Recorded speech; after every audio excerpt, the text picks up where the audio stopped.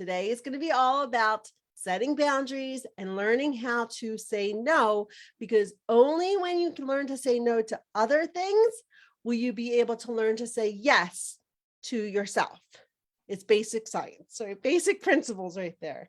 You've got to, in order to make time for yourself, in order to put yourself on your to-do list, you have to get comfortable with being able to say no to other things, other people. I asked earlier in the group, now I can't find my live, of course, to be able to see comments, but I asked early on in the week, who do you struggle with saying no to the most? And the theme, or the majority of you answered that you struggle with saying no more to extended family or to people that are outside of your little circle. Like you feel pretty comfortable saying no to your husband and to your kids, but you struggle to say no to other people. And today we're going to just kind of dive into that and find out why do we struggle with saying no, and what are the consequences of not being able to set those boundaries, not being able to say no. And then I'm going to share with you some strategies for setting boundaries and saying no. And then I'm also going to share with you a free resource that I have that I think would be helpful to you if you struggle with saying no.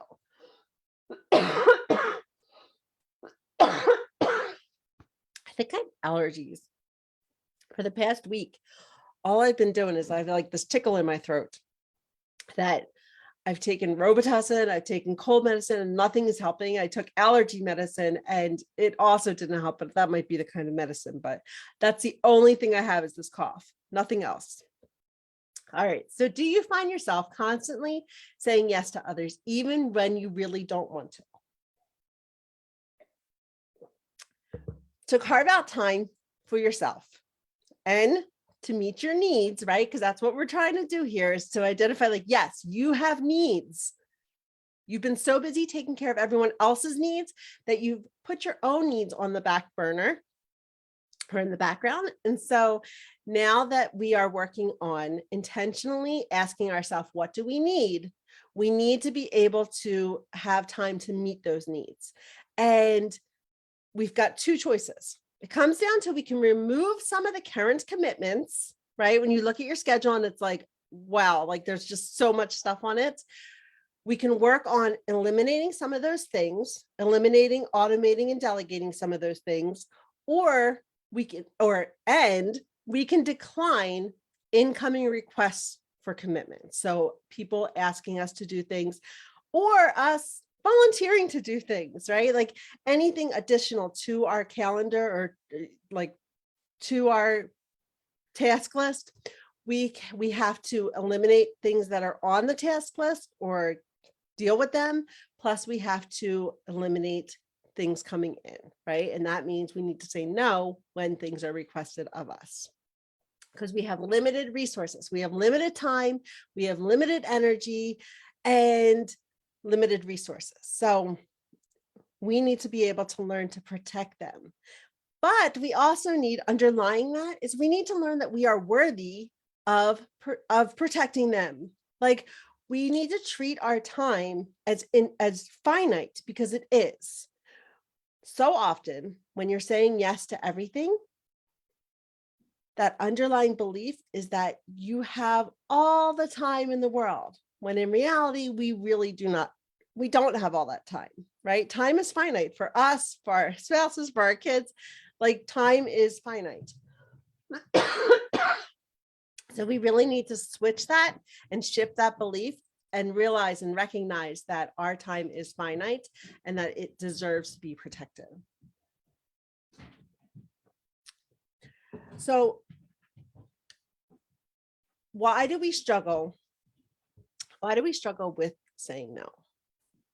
One is these societal expectations and pressures to be selfless, right? Like the sacrifice mentality, sacrificing yourself for your family, sacrificing yourself for other people's needs, like sacrificing your own needs, saying no to us so that we can say yes to everyone else. And it is this pressure that comes right.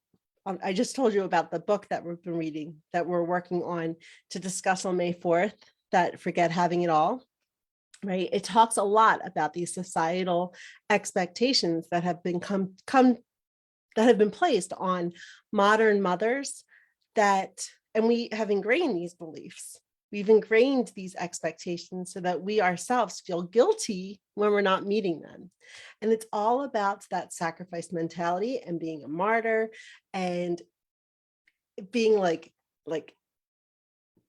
a badge of honor to be like busy, to be putting everyone else's needs, to be running your kids around to a million different activities, to making sure that they're wearing the latest clothes, like all of these things that we as a society have perpetuated have really set us back, have really created a lot of stress and overwhelm in our lives. And so being aware of what these expectations are is going to make a huge difference in being able to challenge them and go against them. There's also that guilt and fear of judgment from others, which I wasn't surprised when I did that poll in the group and it came out that most of us struggle with being able to say no to those, like the extended family, neighbors, friends. Like we tend to say yes even when we don't want to say yes. It's because we have this fear of judgment. We want people to like us. That is like a psychologically like innate need. We want that sense of belonging. We want people to like us. And so that is why we tend to say yes, even though we don't want to.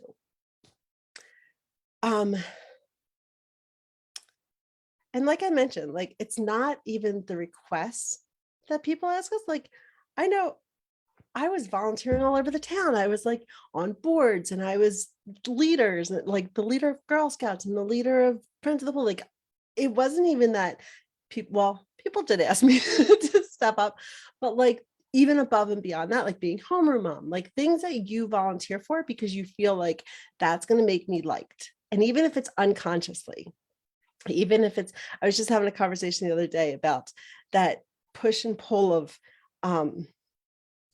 like making cupcakes for your kids' school, and you may struggle with like, well, my kid's going to benefit from this, but yet like, which tends to have, it's like, okay, I'll do it, right? Even though you are crunched for time, again, like thinking that you have all this time in the world when really you don't. And you've got like this push and pull instead of coming up with a different solution, which we'll get to in a minute. I'll use that as an example, but we kind of we're split, right? We're torn between wanting to do it for our kids and then also saying no because we don't have the time, right? So when we aren't saying no, when we're continually saying yes to everything, it can lead straight to burnout. You may feel resentful, like resentment in your relationships. You won't have the time to practice self-care, which is what we talk about a lot in this group, right? You won't have time to pursue your passions.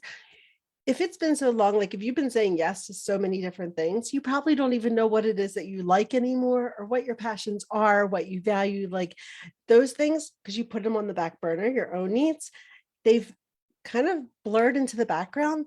And so when you start being able to say no and get more comfortable with that and being able to protect your own time, energy, and resources, you'll have time to explore what that is.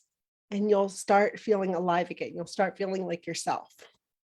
It's also overcommitment has also been linked to a whole number of issues, including burnout, sleep problems, diabetes, inflammatory diseases like autoimmune illnesses, cardiovascular diseases. Like this is real stuff, guys. This is stuff that can kill you, really. So it is, but nobody else is more responsible for your life than you are, which means it's super important for you to recognize what you can do in order to protect yourself against all of these issues and diseases and illnesses.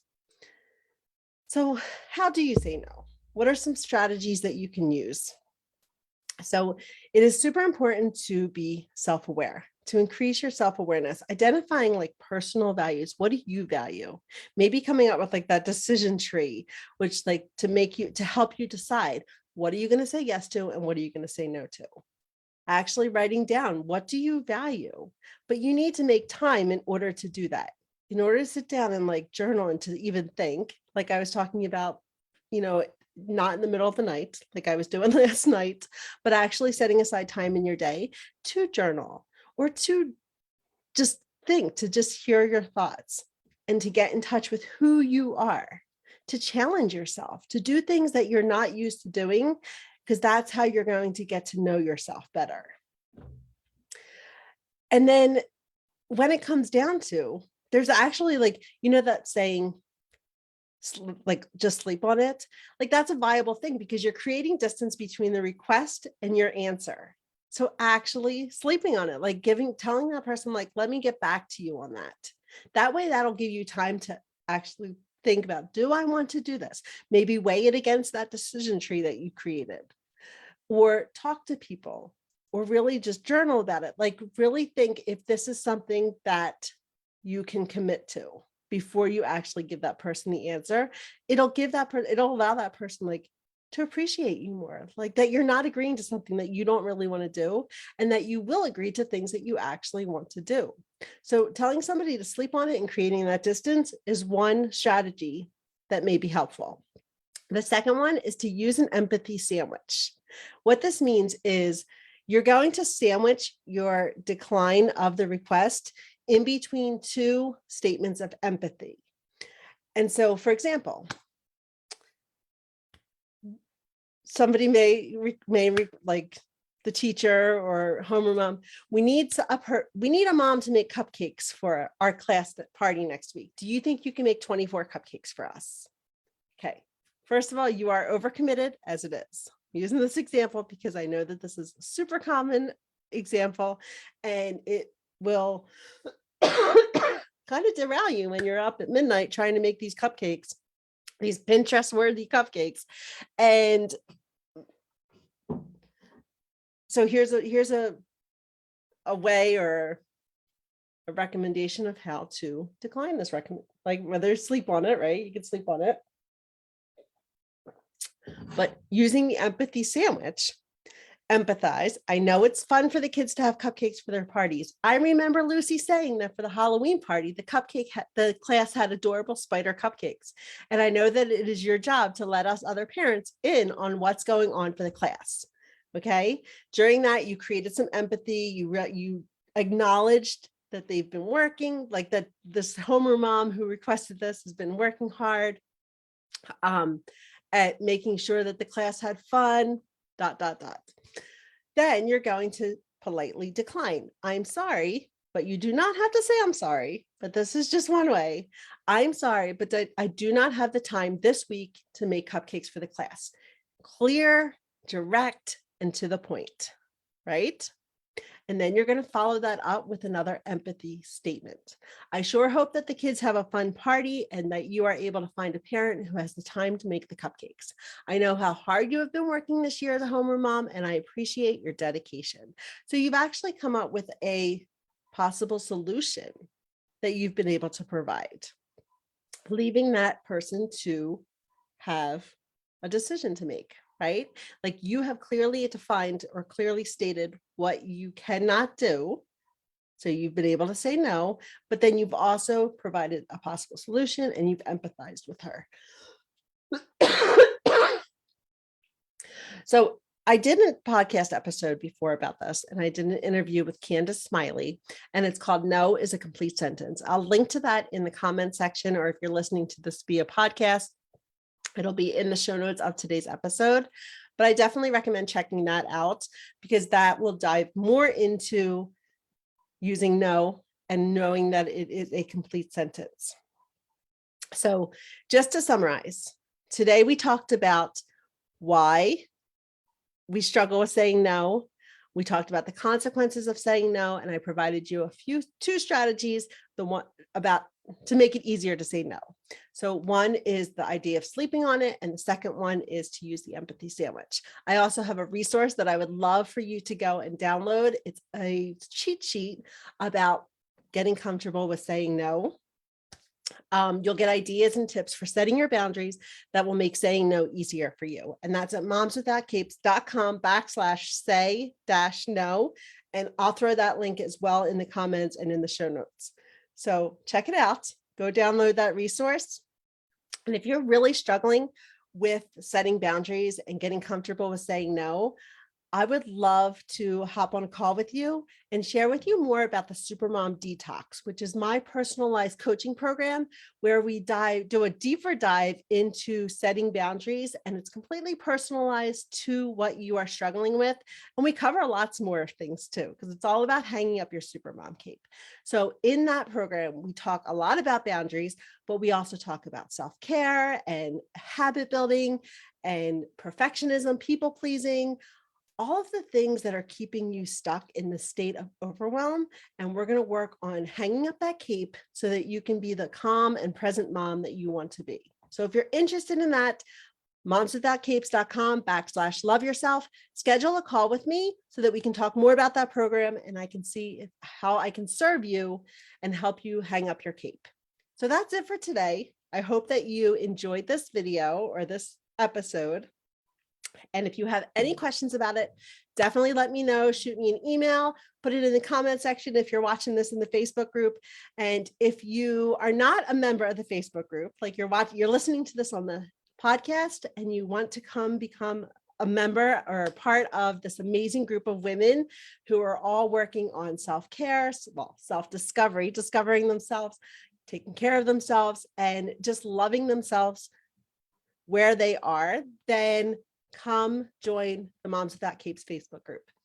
I hope that you all have a great day, and I look forward to seeing you in the group. All right, take care, everyone.